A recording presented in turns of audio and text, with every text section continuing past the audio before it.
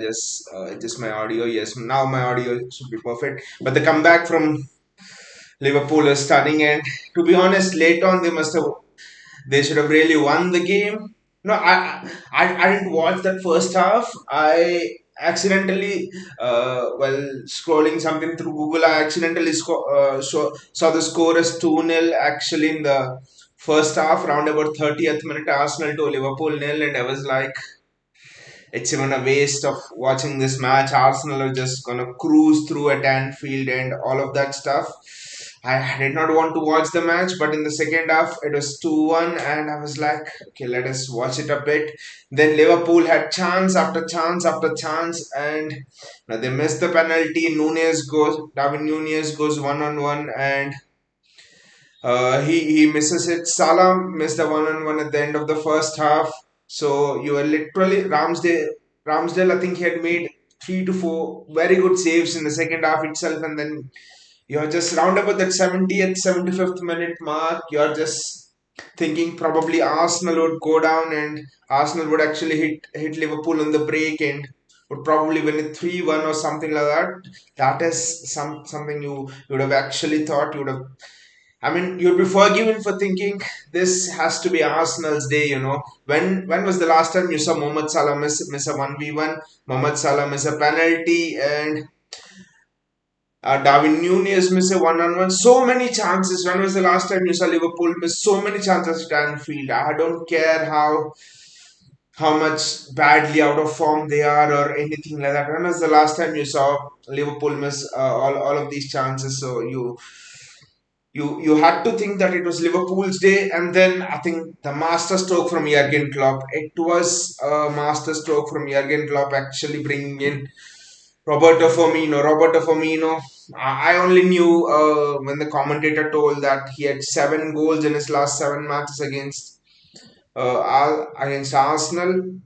So at Anfield or something like that, the record was just ridiculous for Roberto Firmino. So once Roberto Firmino came on, I mean, still, I think the game changer was Arsenal shift into a back three. But anyway, Arsenal never looked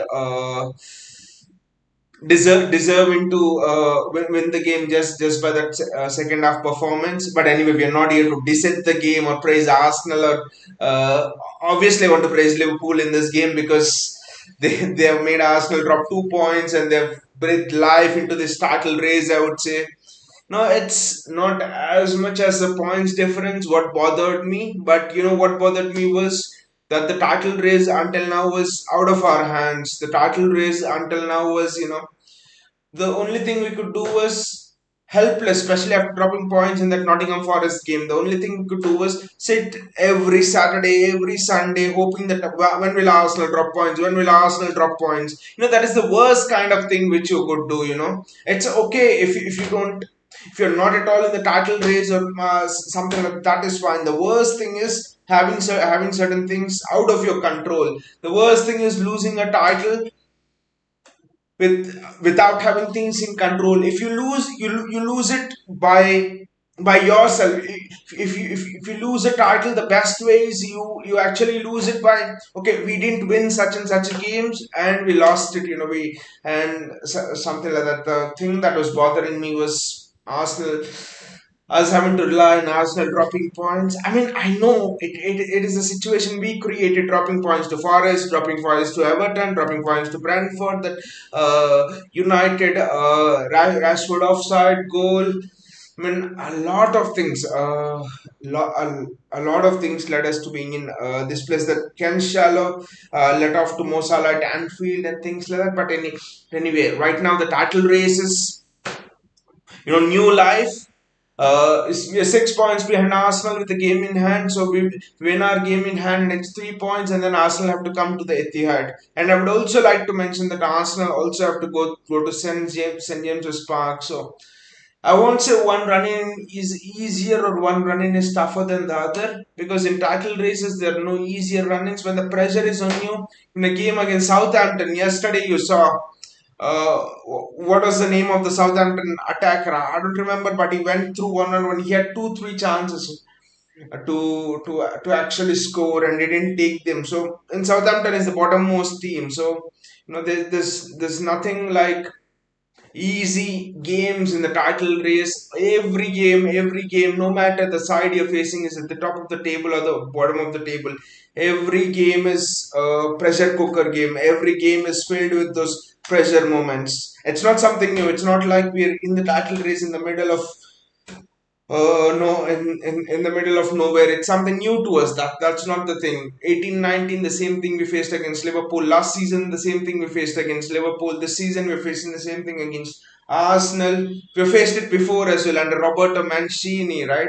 Against Manchester United. United were what, 7 points ahead of us with 5 games to go, and we went on defeated United in that league season, and then we went on to win the title under Manuel Pellegrini. Liverpool were what, 2 points above us with 6 games to go or something. That Steven Gerrard's slip season. So literally in all of the Premier League titles we have won, if you actually see.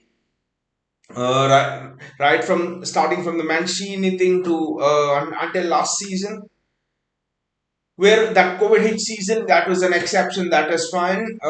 Even then, we had to fight back from a low in the season to get on a winning run and win the title. Apart from that COVID win season and the Centurions one, each of our other titles were all filled with pressure. Were all filled with opponents chasing us. Were all filled with improbable situations. They were filled with situations where the destiny was against you, where nothing seemed to go on for you, and yet City always found belief in those situations. See, now that is the fear for Arsenal. The fear for Arsenal is not that the gap could potentially be 3 points if you count that game in the hand out.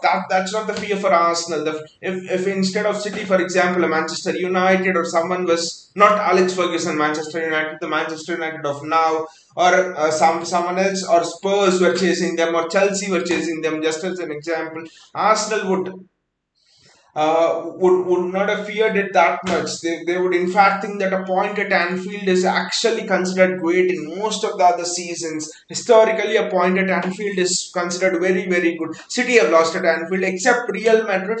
There was someone on the chart yesterday. I think it was JSK on the other chat. On the chat, he was telling yesterday that if you're not Real Madrid, then you can't win it.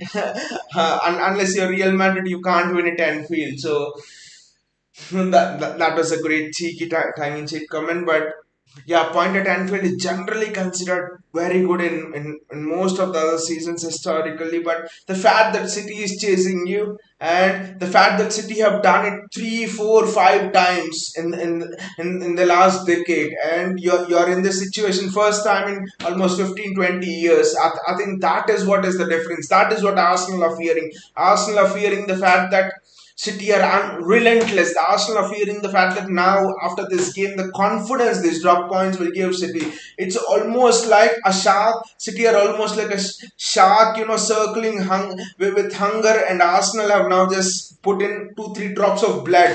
And you know what sharks do when they smell blood. That is what Arsenal are fearing. They are fearing that have Man City smell blood, because this is not the first time in the season, this is the second time in the season. First time Arsenal lost at their home, and then we lost to Nottingham Forest. That was the first time City smelled blood, but City just weren't, we weren't able to take advantage. We go and drop points to Nottingham Forest. Now, giving a chance like that to City one time is something else, but giving it to City the second time. Wow, you don't do that mistake. You don't do that mistake at all. It's almost like I compare it to giving a second chance to Real Madrid. What happened as versus Real Madrid Champions League semi final last season?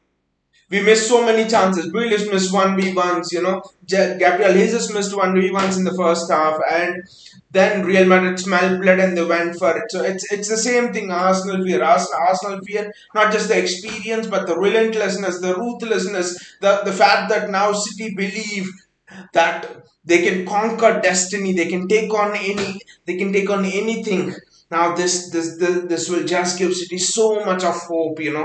And the fact that, and this is not I mean, the manner of how you take a point also matters. If suppose Liverpool were cruising 2-0 after 30 minutes at Anfield and Arsenal end the match with 2-2, that is a completely different scenario. That would, in fact, regardless of how many points you're behind City, that would actually have boosted Arsenal's confidence. It would have come back. That would have given Arsenal a fresh set of wings, to believe, okay, we were done and dusted at Anfield and still we came back. We could do the same thing at Etihad or at St. James's Park. But the complete opposite thing happened. Arsenal were cruising 2-0. Excuse me. Arsenal were cruising 2-0. Then they conceded 2-2 and Liverpool literally should have won the game in that second half. Chances to Konate at the end, open goal, Salah. Missing the top corner, Trent Alexander-Arnold just in the last, just getting his effort tipped over by Ramsdale. So it's a matter of the defeat more than anything else. It feels like a defeat for Arsenal. Ask every Arsenal fan and they'll tell you it feels like a defeat more than anything else. Not a victory at all. No, and it will be interesting to see how long will the effects of this Arsenal dropping points. How long will they? How much of an effect will it have on Arsenal? Can it bring them together, or can it plant the seeds of doubt in the mind? See, when you're going for a title, it is the same thing. Newcastle United, Manchester United, going for the title when Manchester United picked Newcastle United in the 90s. So it's the same thing. City Liverpool chasing each other in 2014 season or something under Pellegrini. City Liverpool chasing each other 18-19 season. It's the same thing. How do you react to that seed of doubt being planted in your mind? What do you do now? That is what will actually define. I know it's a young team. Arteta is a young coach. People are saying they're playing relentless football, fearless football. They'll come out of this. I know after losing to City, they bounce back and one against Aston Villa, one against Leicester City, and all of that. But now it's a different animal. Now it's just 9 games to go, and also there's another important aspect here. But Arsenal had a distinct advantage now that City are in three competitions, literally the Champions League, the FA Cup, and the Premier League, right? See, by the time that game against Arsenal comes through on the 26th, City will know the result of what will happen in Champions League. Are they reaching the semi-finals or not? City will already know the FA Cup. This thing, I think the semi-final of FA Cup will already be played. So literally, by the time the Arsenal match comes along, City could very well be in the situation that they're just focused on the Premier League. Of course, I don't want that to happen. I want us to go far in the Champions League and stuff like that. So another fear of Arsenal is, what if City are just focusing on this? What if they know that their season could potentially be defined? They could go trophyless or just this Premier League. You don't want to face such a City. You don't want to face such a City with Kevin De Bruyne are now back in form, reached 100 assists. He could have had 5 assists yesterday. Erling Haaland, that overhead bicycle kick. It almost seems that Arsenal would have seen the demolition of RB Leipzig, which Erling Haaland led. When Erling Haaland comes to the party, when Kevin De Bruyne comes to the party, when City come to the party, you don't want to be the team.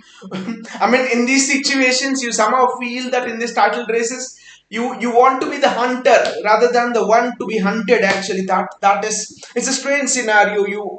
You always want to lead the pack, but when someone like City is chasing you, almost feel that it's good to be it's good to hunt a team like City than be hunted by City, the relentless pressure and stuff. So will be a fascinating tussle, will be a fascinating title race. I will not say that the title race is over right now or City are absolutely in the box seat. No, like Pep Guardiola said yesterday in his press conference, he said he would like to have been in the position of Arsenal with points on the board than with the game in hand and stuff like that. I know what he said that, but inside he would be feeling that City are like sharks.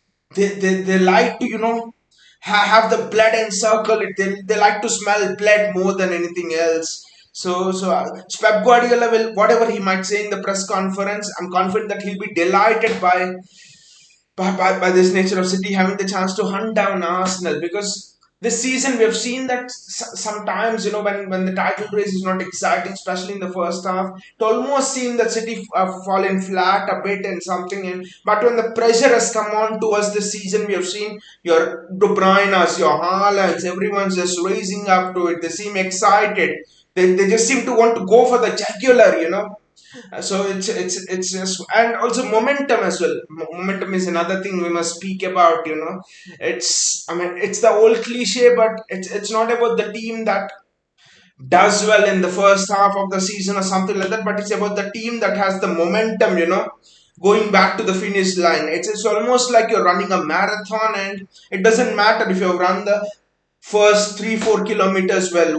What actually matters is how fast can you run the last 0.5 kilometers, last 1 kilometer. That is the difficult bit, because you've put all your energy in running the 4.5 kilometers, and suddenly you see an opponent who is, gathering more energy as he runs up to the last 0.5 kilometers, and you seem to be a bit exhausted, you seem to a bit losing out on energy. Title races are based on momentum. They're based on peaking at the right time. It's not peaking throughout the league campaign. Certain campaigns like the Centurions campaign are actually just an exception, but it's peaking at the right time. It's getting your best players back in form at the right time. Why do Real Madrid win so many Champions Leagues, for example? The players just peak at the right time. Nasir is here. Hey, Nasir, how are you? Why are you sad? Why are you sad, Nasir? Oh, yeah, I understand. Arsenal have dropped points, right? Arsenal have dropped points, right? It's a draw. I know it might feel like a loss, but it's a draw. I'm very happy. I'm very excited, Nazir. I'm absolutely excited that Arsenal have dropped points. That too from a situation of 2-0 down, they've dropped points. See, that is my excitement. Okay, Liverpool 2-0 up and Arsenal drop points, and Arsenal go 2-2 and drop points. Then I'm not excited because Arsenal have made a comeback. The joy, the confidence that it will give them is something else. But right now the way Arsenal 2-0 leading, and then they've dropped points by allowing Liverpool to get it back to 2-2 is just amazing. How many points are you behind us, Nasir? We are 6 points behind you, but we have a game in hand, and also we have to Arsenal have to come to our stadium. So so literally, it's almost like we have that 6 point gap in our own hands. It's another thing if we will be able to do something. Yeah. So I mean, I wouldn't go to say three behind, because that always comes to bite you back. It's not points on the board, right?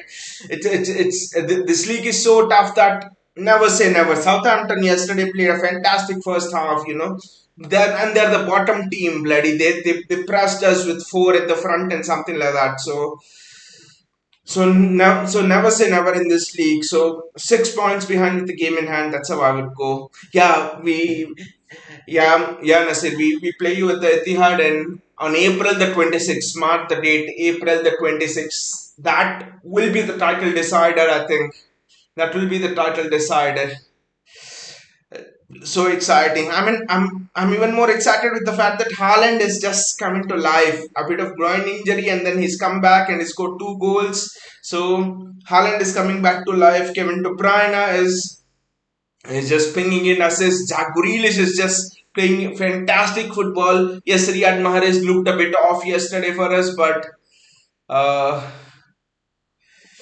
but that was due to the tactical system. He's going good. Hopefully, we get Phil Foden back before that April 26th game. Our defense looks to be set. The tactical battle will be amazing.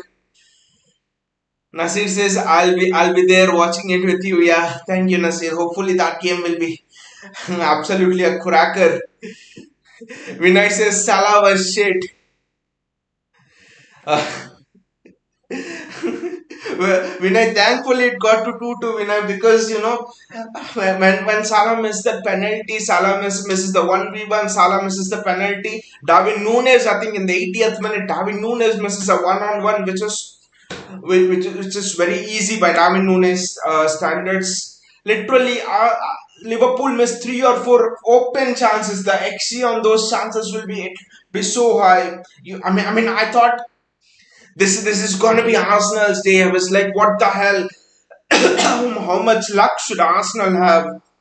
And Arsenal were wasting time as well, so everything was going for them. You almost thought that they would just finish us out on the counter and something like that, but Robbie Firmino comes for the first time. I'm in love with Robbie Firmino. Wow, what a player! Fantastic, right? When I could not watch the last 4 5 minutes. After that goal went in the 88th minute. I just switched on the laptop as it is, and I started my cooler on, and I just walked out. I just walked out. That's all. I could not watch the last 5 6 minutes because I've had enough of heartbreaks. Arsenal scoring late 3-2 against Aston Villa. Arsenal scoring late against Bournemouth this season. Arsenal scoring late against Manchester United to win in the return leg. I've had enough of those late goals from Arsenal. I just left the laptop open and just went away. That's it for the last 6 minutes. Could not watch it. It was just I it was just so much. It was just so tense. Yeah, bye Nasir. Vinay says Salah lost ball so many times. The first touch of Salah just frustrated me. Vinay, I think in the second half itself, Salah conceded one, two, at least three counter attacks from Arsenal. His first touch was pathetic, and also in very good situations when Gakpo was and Salah were playing 1-2s at the edge of the box. Gakpo gives it to Salah, and Salah takes a heavy touch, and the Arsenal defender clears it. Inside the box, Salah, and the penalty was shit. The penalty was shite. I mean, of all days, Salah had to take this day to miss that penalty. And at the balance of play, I actually think Liverpool should have won that game. Actually, I know draw is a lot we could ask for, especially first half an hour 2-0. I was just scrolling through. I didn't want to see the max score at all. I was just scrolling through Google and suddenly it showed 2-0 the live match updates 2-0 30 minutes. I was like shit, another Sunday gone. Another weekend spoiled with an Arsenal win. And then I somehow switched it on and Firmino scored and all of that stuff. Vinay says first 30 minutes started, it's over. Exactly, Vinay. First 30 minutes, you would think that Arsenal would cruise to 3-0 or something like that. That to at Anfield, a stadium where they haven't won in the last how many years, I don't know, last 14 years or something like that, I don't know, last 8 years. That would have been such a boost, Arsenal winning at Anfield. Vinay says second half Klopp gave good slender and some tweaks in tactics. But I actually think that penalty incident actually sparked Liverpool to life, and also Mikel Arteta taking off Gabriel Jesus and Martin Odegaard and shift into a back three. I mean, anyway, Arsenal were just defensive in the second half. I mean, for the first time in the season, you actually saw Arsenal, unable feeling that pressure to defend a lead. They were unable to defend. I actually think Arsenal, when they're 2-0 down or 3-0 down, heading into the second half, like against Aston Villa, they were 2-1 down, I think. Against Bournemouth, they were 1-0 or 2-0 down by 65th minute. I think when Arsenal are in such a situation when they're down and last 10 20 minutes to go, I think they're so much more dangerous because they don't have anything to lose. Anyway, they're losing and they just go for it. But when Arsenal, I think, are winning for the first time, I think it's a little bit of flaw or chink in their armor that when they are winning, I think they can't soak that pressure up. I don't think that this Arsenal team can win 2-0, 3-0, or they can make a comeback from 2-0 down. But I don't think that this Arsenal team can defend a 1-0 lead. How many times this season have you seen this Arsenal defend a 1-0 lead? Fulham, for example, Arsenal were leading 1-0, and then Mitrovic makes it 1-1, and then Arsenal go again and 2-1, and they just scrape through. I mean, lot of situations where Arsenal have done well when they're behind, but defending a 1-0 lead, I don't know. Vinay says TA was playing inverted. Konate is a beast. He didn't let Martinelli pass. Some of the tackles which Konate had, I think one of the tackle which Konate had on the left hand side of Liverpool, I think it was on Martinelli, I think. No, it was on Saka, I think. He just went over to that side and had a crunching tackle that was just Konate didn't just allow Martinelli to pass. He just handled Gabriel Jesus well, and all of those things. It was just fantastic. The tactics were just fantastic, and Trent was released. With the system, Klopp just released Trent, and that ball which Firmino scored. You just have to give credit to Trent Alexander-Arnold. The that cross was just amazing. No, there are very few players in the world who could have actually played that cross. That was just. Superb. And also another thing, Zinchenko. Zinchenko is a talking point here, guys. Just let me know in the comments. Zinchenko, again, defensive reality. Zinchenko, for all of his attacking this thing, again, the cross came from Zinchenko's side. The cross from Trent Alexander-Arnold. The same thing you could talk about the City game, right? Arsenal City at the Emirates, it was from the Zinchenko side, right? De Bruyne passes it to Haaland, and Haaland scores our third goal. So I think Zinchenko defensively, lot of City fans were angry with us letting Zinchenko and Gabriel Jesus go. But okay, this match Gabriel Jesus did well, but I still think Alvarez is an upgrade on Gabriel Jesus. I don't know what you guys feel, but I think Alvarez is an upgrade on Gabriel Jesus because he does all the work Jesus does. But he's also a mind blowing finisher. The finishing of Alvarez is just behind Erling Haaland. It's so good. I would even equate it to Erling Haaland, but I can't after that bicycle kick. So it's almost at the level of Erling Haaland, but not quite there. And Zinchenko, I think defensively, Zinchenko. I don't think he is defensively that good actually, Zinchenko. Vinicius, one thing we need to do is win till Brentford. When do we play Brentford actually? I don't know the fixture. When do we play Brentford? And also, is it Brentford? I think it's Brentford away actually. Yeah, Brentford, I think they defeated us at the Etihad. They defeated us at the home before the World Cup. I mean, now all of those drop points actually come to your mind, right? Giving up that silly goal to Brentford when it was 1-1 in search of a winner, 1 point there. Giving up that silly goal to Liverpool with Joao Cancelo at Anfield, and another point there. So, that Everton giving up that silly goal, 2 points there. So, literally 2, 3, 4 points. You add those 4 points here, and the title race is just not there. So, but anyway, past is past. Champions don't look much into the past. They just go on and see what is the work that actually needs to be done. So what are the fixtures we have actually? We have Leicester. We have I think we have Chelsea, but I don't know how that game will actually pan out. I think the only Big Six team we have is of course there's Arsenal, which will be a title showdown, and then we have Chelsea. I think we have Chelsea at the Etihad, if I'm not wrong. It's not at Stamford Bridge. It's at the Etihad. So and it's the last game as well. So I'm actually fairly confident with that. Vinay says that's what I was watching. No one targeted Zini side till now. Exactly, no one's targeting that Zini side, and also Liverpool just targeted the Zini side in the nick of the moment, because Mikel Arteta got Kieran Tierney ready for the substitution, but before Tierney was almost ready there. It's just the ball didn't go out or stuff. He didn't get a chance to make the substitution, and Liverpool launched the attack towards the Ginny side.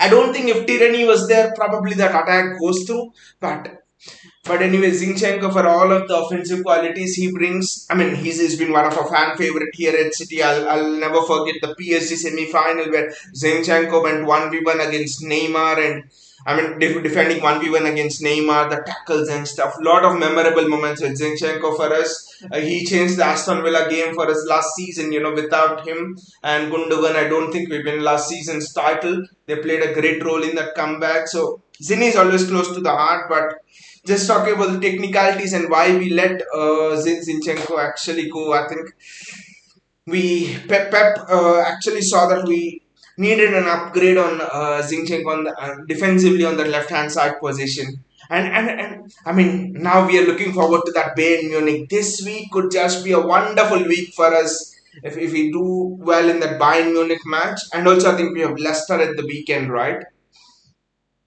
Vinay says Pep masterclass on Cancelo is big decision. He was weakening our defense. He was weakening our defense. Don't like this guy. Sell him even if it goes through exactly. There's no way back for Joao Cancelo. Actually, it's an interesting thing when I which Pep actually said on Kyle Walker yesterday in the press conference. I know it's been highlighted a lot in the media and stuff.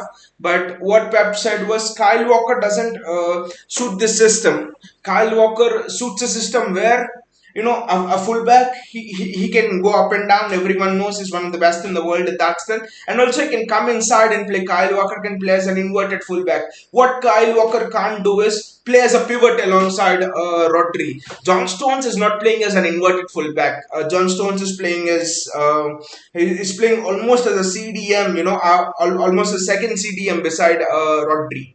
So it's a three at the back, two Rodri and John Stones, and then I think you have the template of all the attackers along with Haaland up front. So it's a system that's and the same is true for Joao Cancelo. I think Joao Cancelo also doesn't suit this system actually. Joao Cancelo, because Cancelo play in the midfield alongside Rodri. I don't think it suits the system. I actually don't think it suits the system. A lot of people have actually been commenting. There was someone in the chat as well. I think 1 2 weeks ago was telling Sergio Gomez, why is Pep playing Sergio Gomez in the middle? Because I think this is the future of our system.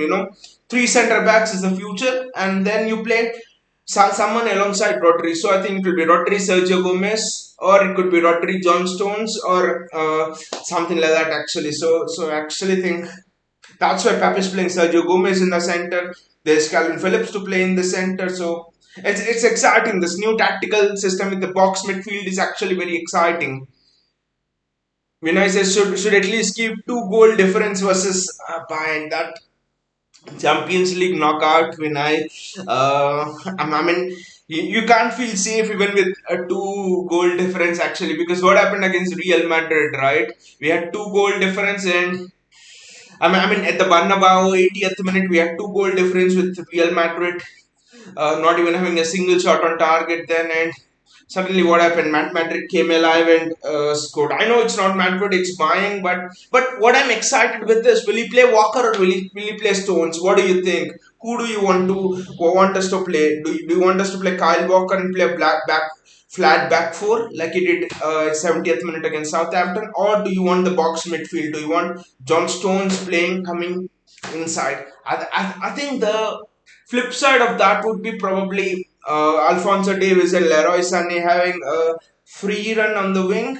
But also you could argue that if John Stones is inside, Leroy Sané has to come inside more than spend time on the wing, because Stones will be outnumbered in the midfield, and to cover that, Sané has to cut inside.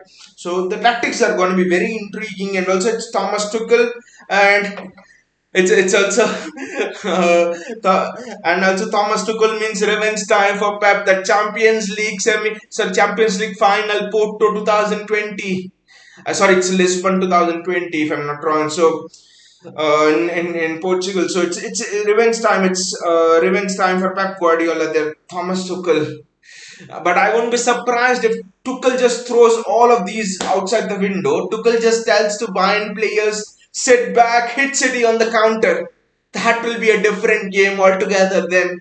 This Bayern game is mysterious. See, with Nagelsmann, it's different, because both Pep and Nagelsmann are similar kind of managers. Both would play pressing and counter pressing if it was Nagelsmann against Pep, and it would be a tactically intriguing game, cancelling each other out in the midfield and stuff. But with Thomas Tuchel, Thomas Tuchel is one of the more pragmatic managers I've seen since Jose Mourinho. Actually, he doesn't care about a philosophy. He doesn't care about I have to set a team up tactically in the right way. He just cares about the result, like Jose Mourinho in his top form would do, and he still probably does. So the battle would be interesting. I'm just thinking Bayern would just sit back and probably look to hit City on the break. When I says, have you seen Endika of Frankfurt? Very physical, pacey centre back. He's free. There was a report linking him with City.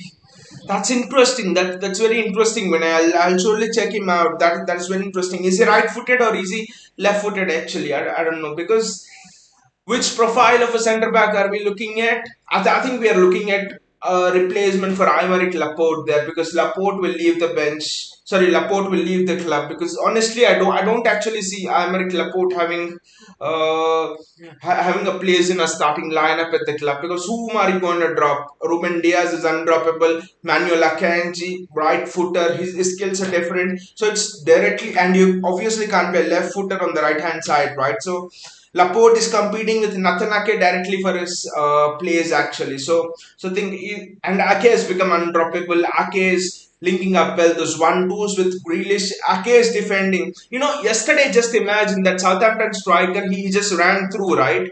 And Nathan Ake was tracking him. Just imagine if it was Aymeric Laporte tracking him. There was no way Laporte was going to get there. So Ake has space. So I actually think Laporte is going to go, and Stones now is in the midfield. So all of our centre backs, we had five centre backs, right? Everyone has found a permanent place in the City team now. Three at the back, and John Stones as another centre back. The only one left out is Aymeric Laporte. So I think we are going to go for a centre back who is left-footed, who's sort of with the profile of an Aymeric Laporte, but who has pace, who has much more greater pace than Aymeric Laporte actually. So I think that is the kind of centre back we're looking at. So have to look at Ndika actually. Vinicius, I can't say anything about Bayern game. It's all on Pep. It's absolutely all on Pep. How much freedom will he give to Erling Haaland? How how does Pep release Kevin De Bruyne? Because yesterday there was something interesting, and throughout the first half,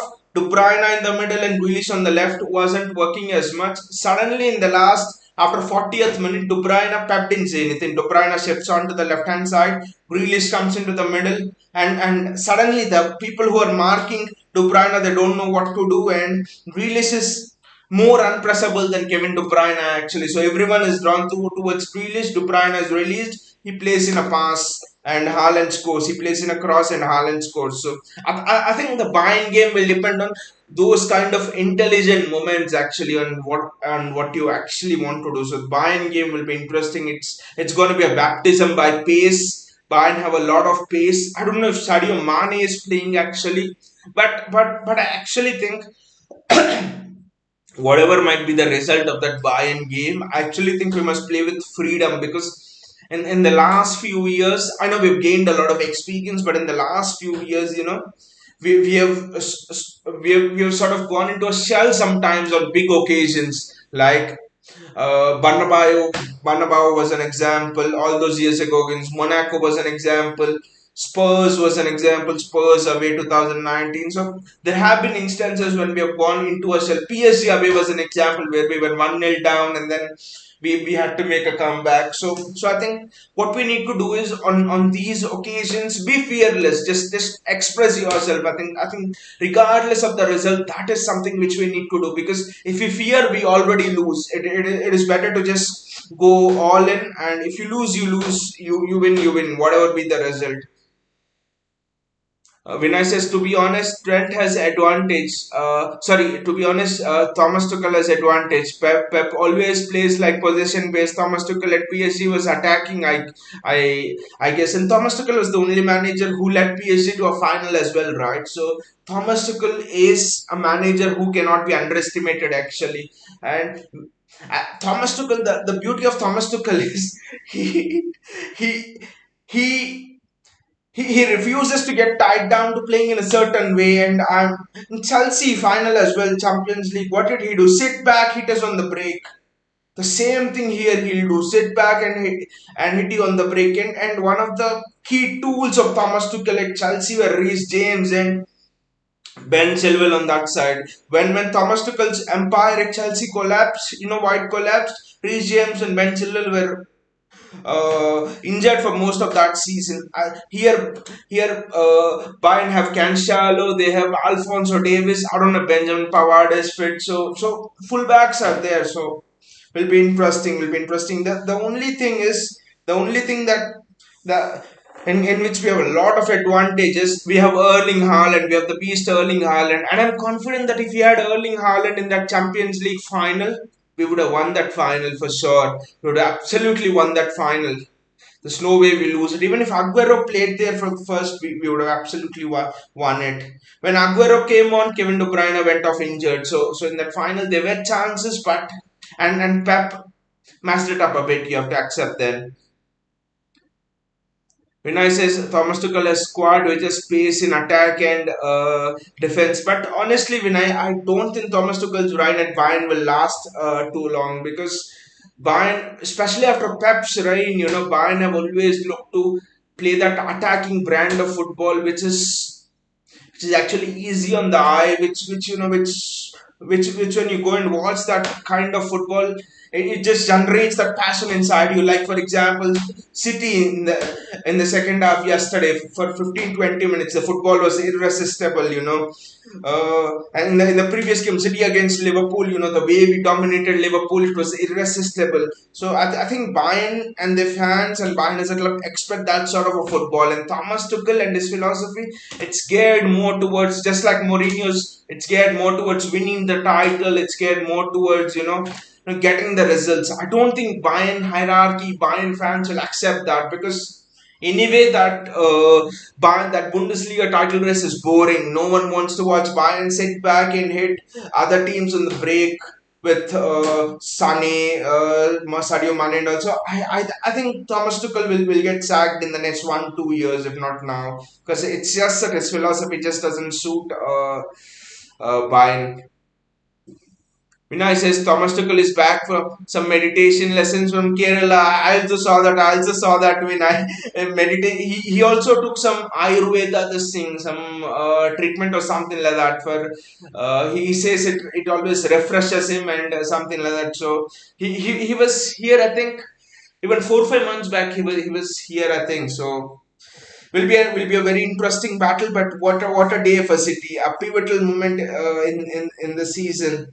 So much pressure, I know.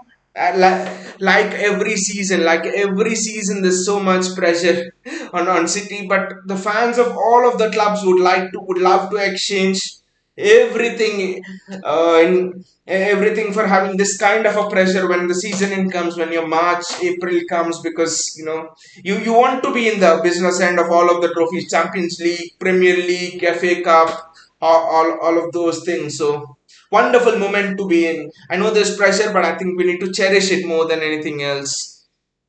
Vinay says City have not been playing good football this season. That Arsenal game where we won somehow tells about Pep change. But Vinay, since Pep made that change, since Pep actually got John Stones into playing that box midfield, I think from that point on we have actually played scintillating football. It almost seemed that we have been playing football with freedom. And we are actually right. That Arsenal game, we just won that Arsenal game due to City's experience, due to Kevin De Bruyne, due to our big game players turning up. Actually, it's nothing else. Beating Arsenal at their home. I mean, the biggest praise, the biggest applaud I can actually give Pep Guardiola is that despite us not playing well this season, see, easily Pep Guardiola could have had this season written off, right? Like what is happening to Liverpool, you just compete for top four, Steve would have got into top four, and no one would have blamed him, right? For so many seasons of success, this is the first time everyone would have thought that end of a cycle. City have to refresh the squad. Haaland has come. City are in a transition period. See, we had so many excuses to hold on to this season. Haaland transition period, the World Cup taking a toll on players. Rodri playing every game, relentless. There's no one for Rodri. Kevin De Bruyne upset from the Belgium World Cup thing, going out of form. We had at least 6 to 7 excuses to hold on to this season, and yet Pep Guardiola has beautifully managed this. People say that you need to, if you have money, you can win the league and all of those things. But look at what's happening to Chelsea. They have spent more than any other club. I think they have spent more than the other top five combined this season, actually. But what's happening? Where are they lingering? They've bloody lost to Wolves. So then the beauty of Pep Guardiola is everyone knew that he had to find a system, and it was just foolish to think that Pep Guardiola will find a system and attacking patterns for Erling Haaland in the preseason, and Haaland will just gallop in the Premier League. So Pep Guardiola had to find a system. He did not find a system till March. So almost August to March, he didn't find a system, and yet he kept us in the title race, and yet he kept us within touching distance to Arsenal. That is only possible for Pep Guardiola. I could not have seen any other coach actually do that. That is wonderful work from Pep Guardiola. So I have to applaud Pep Guardiola for that. When I says Pep and no beautiful football, that's the major difference. Is that considering UCL games, I also think Pep was see with Haaland as a striker. I think Pep actually knew that he had to give up a bit on the possession-based football. But I think see this is the difference between what a master does, what a champion coach Pep Guardiola does, and what ordinary mortals, ordinary coaches do. Haaland is there, so Pep Guardiola saw it as a chance to toughen up his defense. So that's why he was searching for the system. The fullback system didn't work because Haaland up front. Suddenly it meant that your fullbacks are sort of getting high. Your centre backs are just alone and along with Rodri holding, and suddenly you're susceptible to the counter. Your centre backs is susceptible to 1v1s. So I think now with this box midfield, say three at the back, two in the center, three centre backs playing at the back, virtually four centre backs at the back. If John Stones also sometimes shifts out of position to the back, so literally three at the back, two defensive players in the middle of the park. So suddenly you have a template of five players who are just set up to defend, five players who don't attack much. How much have you seen Nathan Ake Marad forward in attack? He has gone forward but not as much, right? How much have you seen John Stones rushing forward, Rodri rushing forward? Nothing, right? So five players set up to defend, five players set up to attack. And who are the five players set up to attack? Kevin De Bruyne, Haaland, Grealish, Mahrez, Bernardo Silva, Julian Alvarez, sometimes Phil Foden.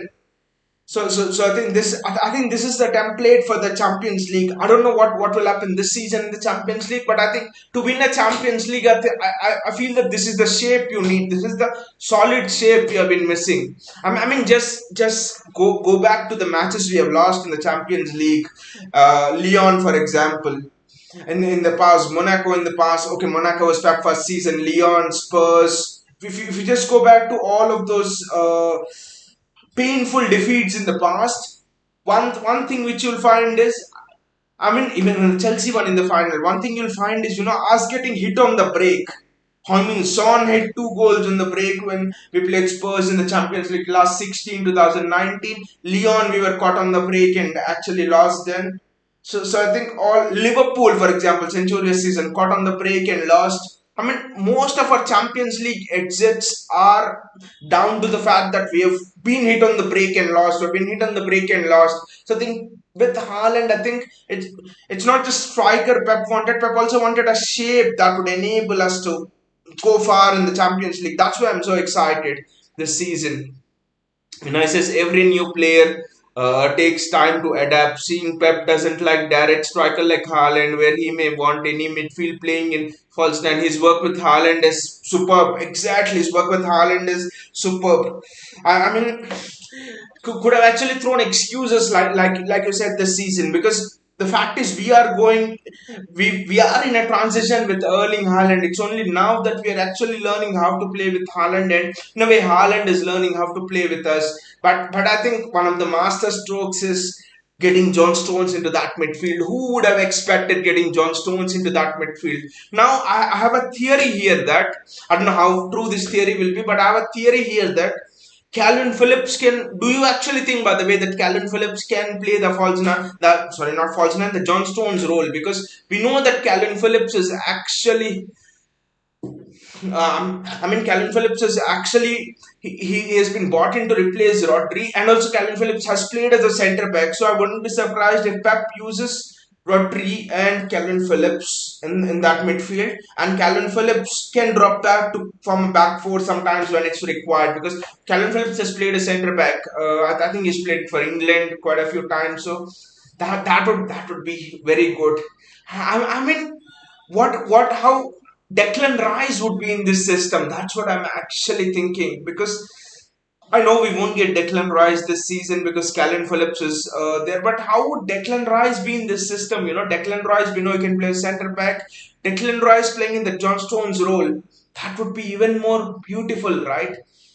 looks like exciting times ahead for City. Vinay says, I mean, Alvarez was available versus Southampton, but boss plays Haaland. And I mean, that's another thing because Alvarez was superb against Liverpool, right? But again, I think if he played Alvarez there, it meant that he had to play Alvarez for Bayern Munich because Haaland was coming off an injury. This thing, you just want to give a player like Haaland some warm up and kind of a thing, at least a match, so that he not that he needs it, but so that he shakes off whatever little rust he has and he is up and running. His muscles and his body get hot for the Bayern game. So I actually think, and also Alvarez is going to be very very important in the Champions League campaign because last season against Real Madrid, if you remember, Grealish had 1v1s. Just imagine if Alvarez had those 1v1s, it would just have been something else. So wonderful, exciting times for City here. Very, very exciting times, I would say. And what a Sunday! What an end to the Sunday, actually. What an end to the Sunday. Wonderful, right? Wonderful result. What a week it's turning out to be for us. Vinay says Pep didn't even try Calvin Phillips where Stones is playing. Maybe Stones knows Pep's system well. Vinay, I think what was the match before Southampton we had? I think it was the Liverpool match. I think in the Liverpool match, Pep substituted Rodri with Bernardo Silva. He had Calvin Phillips as an option on the bench and he substituted it with Bernardo Silva. Rodri with Bernardo Silva, ignored Calvin Phillips. I think to play in the John Stones position, I actually think right now in the City squad, the position of John Stones is the most complicated position. I think it's one of the most complicated positions in world football, I think, because the John Stones position, sometimes Stones is playing even behind Rodri. Rodri is going a bit ahead. So the thing is, if Stones loses the ball, that's it. It's gone. The opposition attackers almost have a 1v1 to run at your defenders. So John Stones cannot lose the ball. So I actually think there are only two other players who can play in that John Stones role. I think one is Bernardo Silva and the other is Rico Lewis. But I think the problem with Bernardo Silva is John Stones playing in that position. I think that position is actually the opposite of inverted fullback. It's almost an inverted CDM, because you or because you be in that CDM position and occasionally you drop back into that back four into that fullback position. So it's an opposite to that inverted fullback position. So I actually think Stones can play. The problem with Bernardo Silva is he's not a traditional centre back. So when the time comes to drop back into that right back position, can Bernardo Silva do it? I don't think he actually can. So I think Bernardo Silva is out of question for that position. I think Rico Lewis is the only genuine option left for that position, actually to do that, because Rico Lewis is also, he doesn't give the ball away. He's a right back. But I then think Pep Guardiola is not sure about Rico Lewis 1v1 situations, because when you are in that and you want to go back to defend, you have to sometimes face invariably 1v1 situations. And John Stones being a centre back is, I know he doesn't have pace, but he can read it well. He can read the situations well, actually. So I think John Stones is the only one who's capable of playing in that role. Vinay says maybe we'll see KP next season. By the way, Jude is Liverpool close, I guess. LFC admin deleted.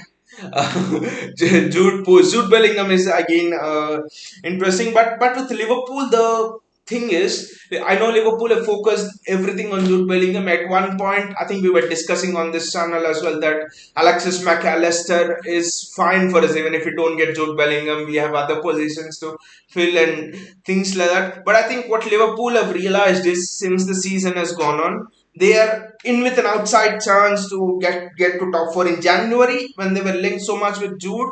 I think most of the people, not just in Liverpool, even I believe that Liverpool will somehow get the top four place. It's just a matter of time when Liverpool go on that run. That has not happened. And what Klopp has actually realized is that Liverpool need more than a Jude Bellingham. So spending 100, 110, 120 on Jude Bellingham would mean not enough cover for other positions, because Klopp literally needs at least three, four positions. He needs to freshen up that entire midfield. He needs to buy a centre back as cover for Joel Matip or Konate or even Van Dijk. He needs to buy a fullback as a cover for Trent Arnold. So a lot of issues for Klopp. I would be surprised if Liverpool spend so much money on Jude Bellingham. Also with the fact that they spend so much money on Darwin Nunes. So Jude will be interesting. But again, that is the question. If Jude Bellingham comes to City, where do you actually expect Jude Bellingham to play? I mean, one thing is clear: this system is there to stay here actually, because back three we are looking for a centre back for Laporte, which means Pep wants five centre backs along with John Stones. So that means that this system, Pep says Cal Walker is not fit in this system. Pep has sent away Joao Cancelo. All of those are indications that we are going to stick with this system in the long term. This is Pep's new system. So where do you think Jude Bellingham will play in this system? That's actually very interesting for me. He can't play the John Stones role, because do you expect, not that he can't, but he can't do the other thing. He can't go back as a fourth centre back and defend in the right back position. So Bellingham can't do that role. So where do you think Jude Bellingham will play if you buy him? I expect him to play the Gundogan role, attacking midfielder role. So I think Jude Bellingham, if we buy him, we'll buy him for a new role, not for the role of what he is doing at Dortmund. Then that is interesting. That brings you to another question: that are we looking at Jude Bellingham as a long-term replacement for Kevin De Bruyne, or are we looking at Jude Bellingham to replace Ilkay Gundogan?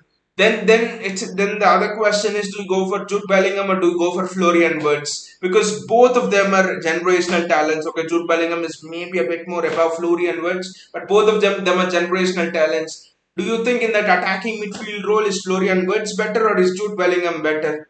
So this transfer window is not going to be straightforward as most people actually think. When I says Jude and KDB midfield won't do good, that is the thing exactly, Vinay. That's the thing. When I says happy weekend, good night, Vinay. Wonderful weekend, right? Yesterday Southampton win and this thing. But just to finish off on that Jude Bellingham thing, like you said, Vinay, that is 100% true. Rodri, John Stones, and then now it's Gundogan and Kevin De Bruyne, right? The box midfield. The key thing here is the role Gundogan does. Gundogan does the role of both a defensive midfielder and also an attacking midfielder. He sometimes goes back. He's a hybrid of both. So can Jude Bellingham play the Gundogan role? I don't know. I don't have clarity of that. I don't know. I actually don't know. So one thing I think we need to be sure of is Jude Bellingham a replacement for Gundogan or KDB? If he's a replacement for KDB, then that's fine. Then that's actually fine. But if he is a replacement for Gundogan, then probably I think I would look at Florian Wirtz probably more of as a replacement for Gundogan. The reason being, one of the strengths of Gundogan is making those unseen runs, making those false runs where defenders just can't pick him up, And Jude Bellingham can't do that actually. He doesn't do that. It's not something that Pep Guardiola will get you and teach you how to make those runs. No, that is a gift very few players have. I know you can work on it, but that is just something a gift, getting away from your marker and making those runs. So Florian Wirtz is an expert at making those runs. So if you are replacing Gundogan, then I think it's Florian Wirtz. But then if you're going for a KDB long-term replacement, then probably I think you go for Jude Bellingham. So the transfer window will be interesting. But I actually want us to make Rafael Leao as a priority in this transfer window. Rafael Leao, the pace. Milan versus Napoli. Milan defeated Napoli 4-0. Everyone was talking about Quetta and Leao. I think a week back, Leao just showed his finishing, his running. It's just his work ethic. It's just superb. I think Rafael Leao is perfectly suited for this Pep Guardiola team. The perfect thing would be bring in Rafael Leao and bring in Carlos Borges as an understudy and let Borges develop under Rafael Leao and give Borges a FA Cup and Carabao Cup games. That would just be wonderful if Rafael Leao comes in. So a wonderful weekend again, and thank you guys. It's been wonderful chatting with you all, and again, thank you so much for joining me and just enjoy the Sunday. What a Sunday this is. I'm just going to go back and look at the highlights of Arsenal Liverpool match. I'm just gonna do that again and again for quite a few times now. That will just be so much more fulfilling. Again, good night and take care, guys. See you all.